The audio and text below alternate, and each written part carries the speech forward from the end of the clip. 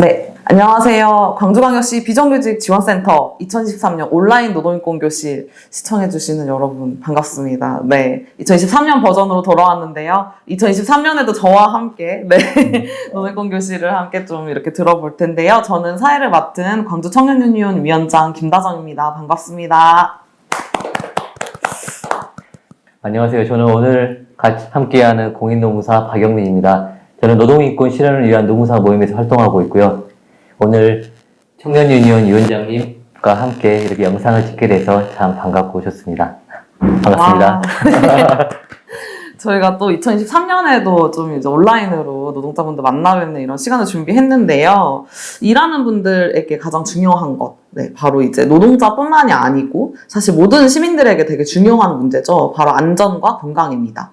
요새 좀 이제 이태원 참사도 있고 또 이제 그 기후위기로 인해서 오송에서 또 이렇게 지하차도 참사가 발생했는데 사실 일상의 순간순간마다 이런 안전과 건강이 정말 중요하다라는 것도 새삼 깨닫게 되는 것 같아요. 그래서 이번 노동인권 교실의 주제는 바로 노동자의 안전입니다.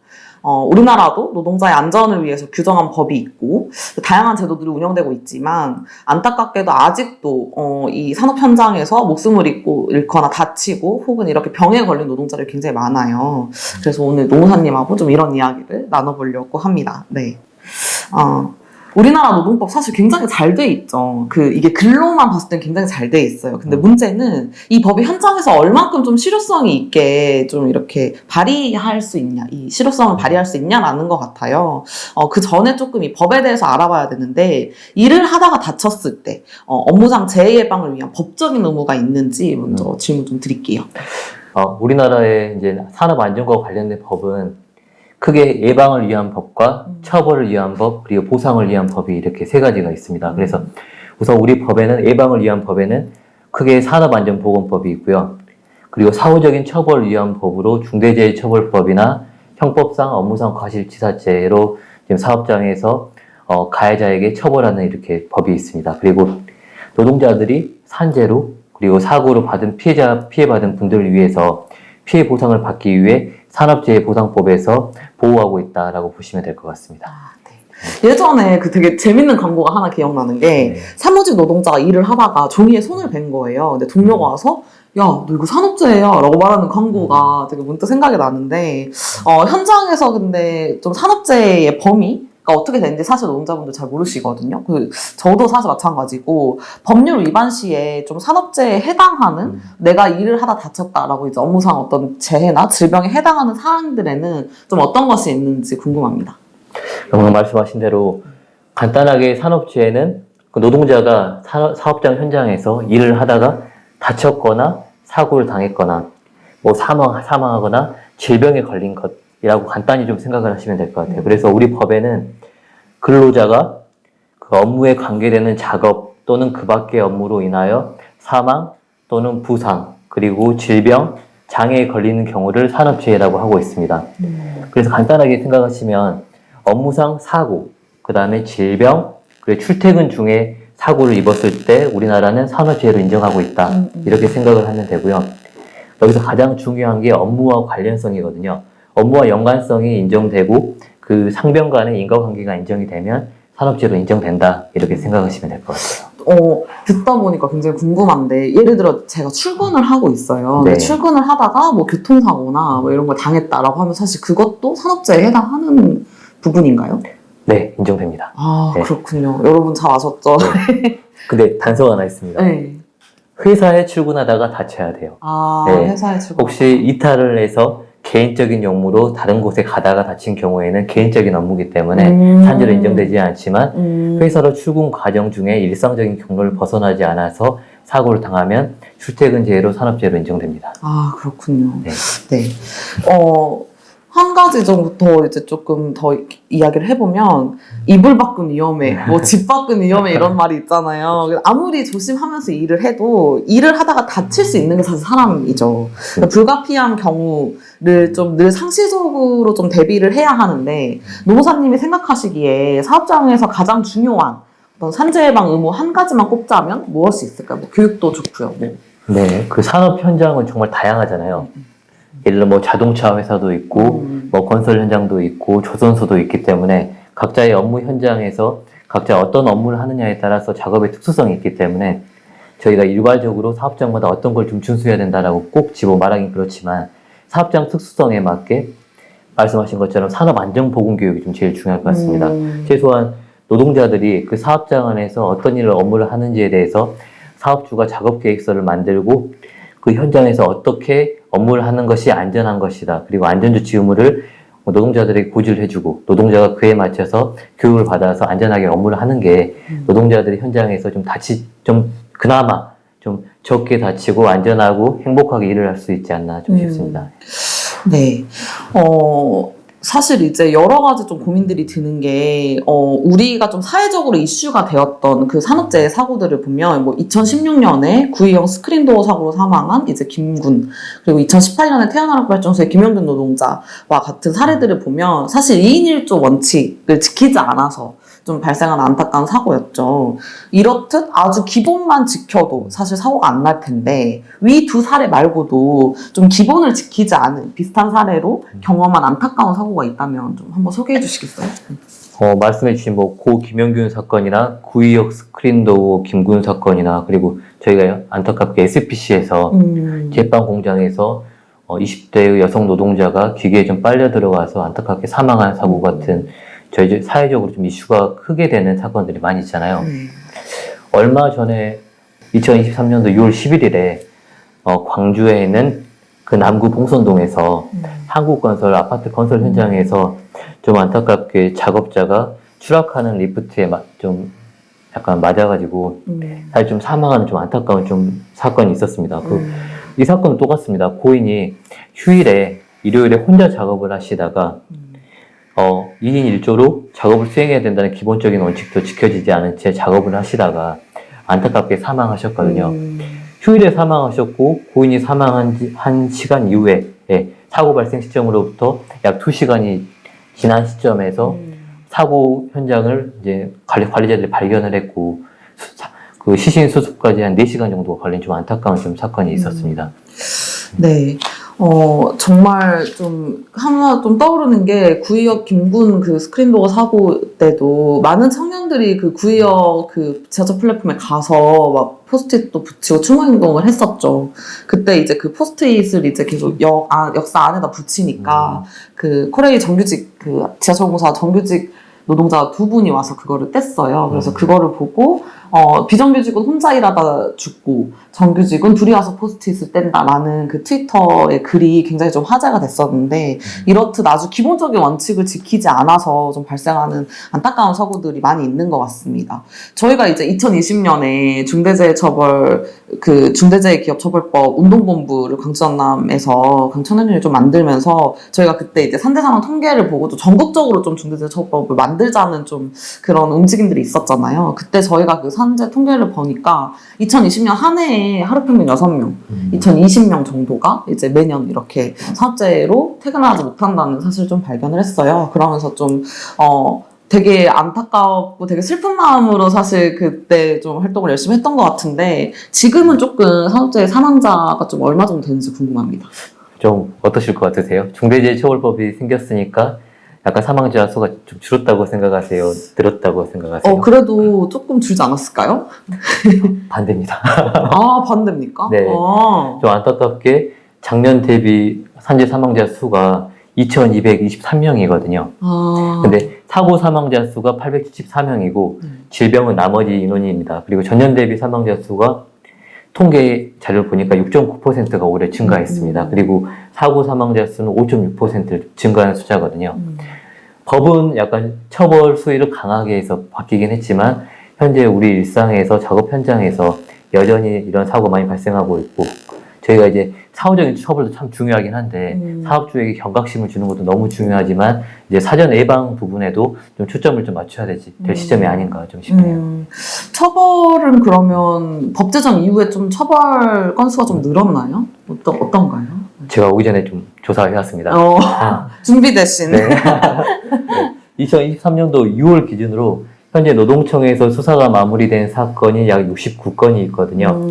그 중에서 약 51건, 그러니까 74% 정도가 현재 검찰로 기소 의견으로 송치가 됐고요. 검찰은 19건 중에서 18건을 기소를 했습니다. 그리고 최근에 법원에서 2개의 판결이 나왔는데 대표이사가 모두 좀 징역형을 받았습니다. 인천항만공사 사건이고요.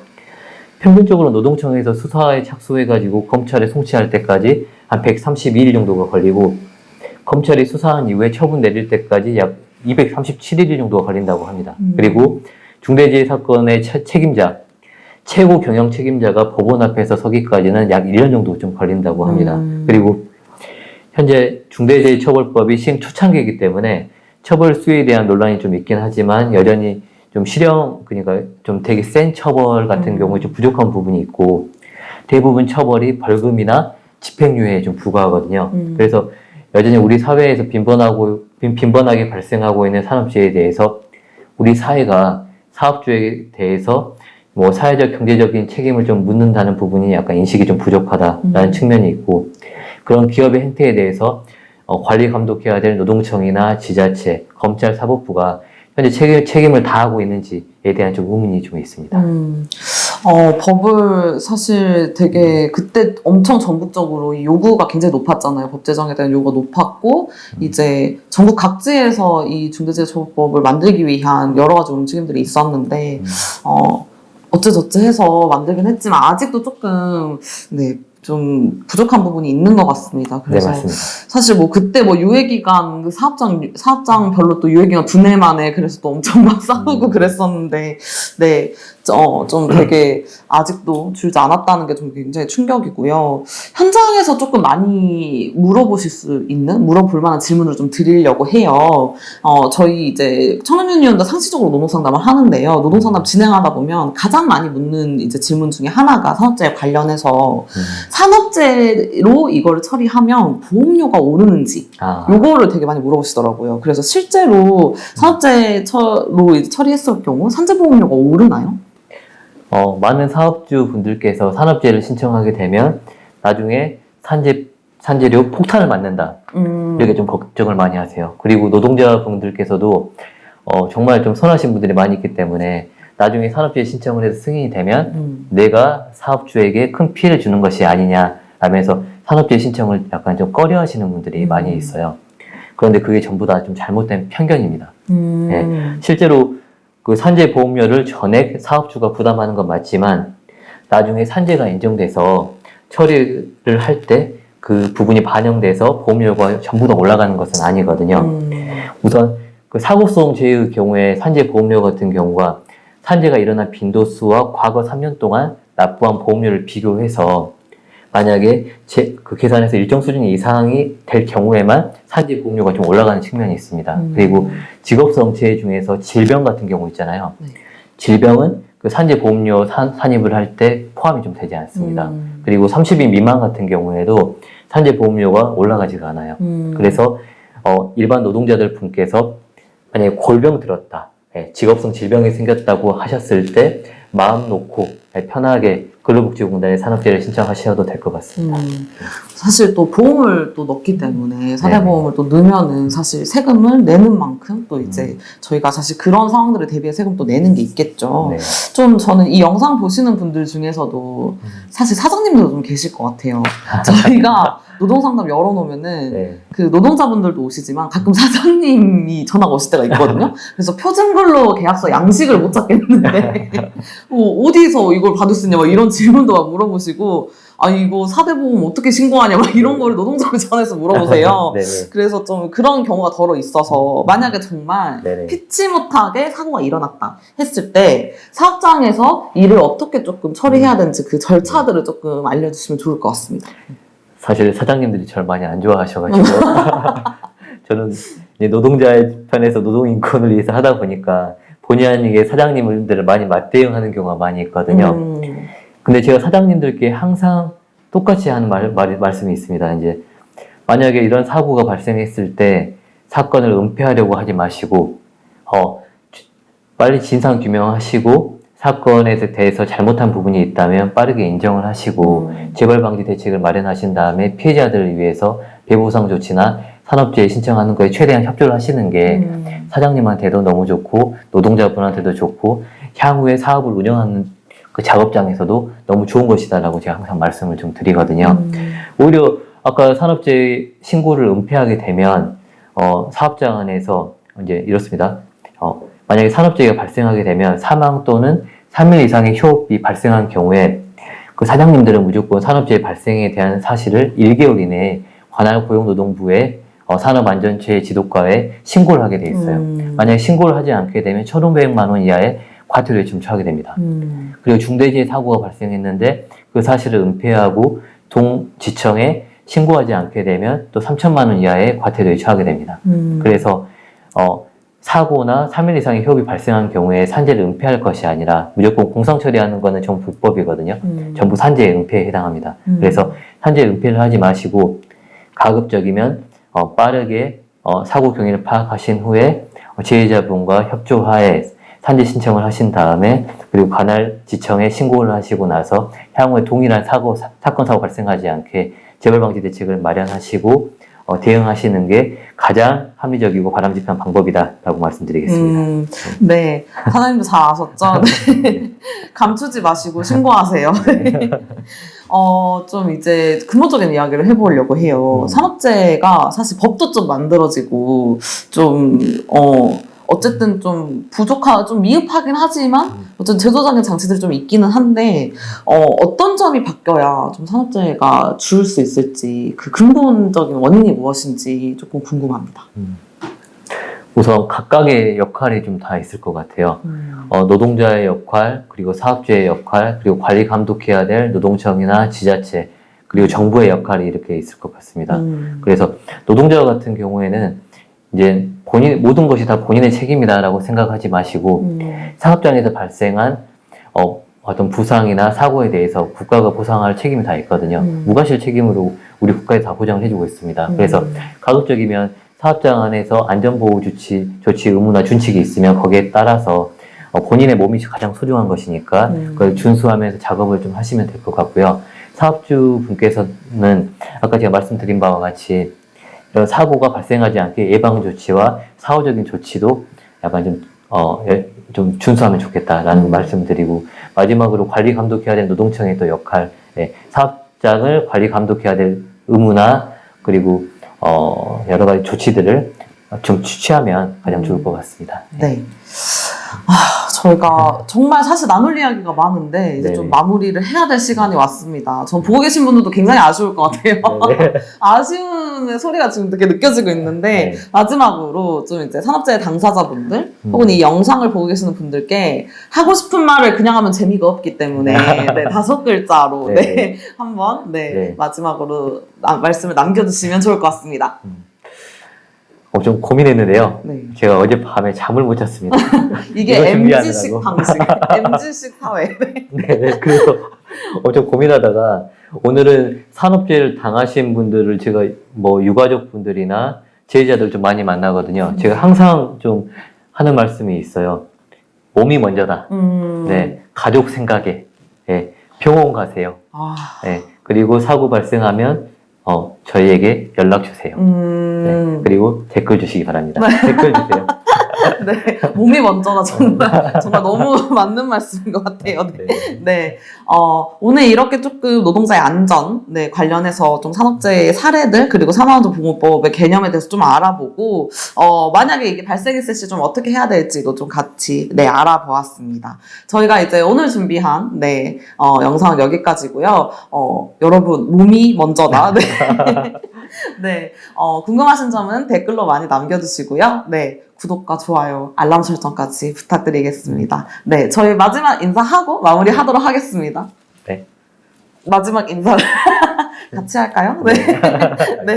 2023년에도 노동자의 안전과 건강을 위해서 열심히 또 각자의 자리에서 열심히 활동하도록 하겠습니다. 시청해주신 여러분 감사합니다. 감사합니다.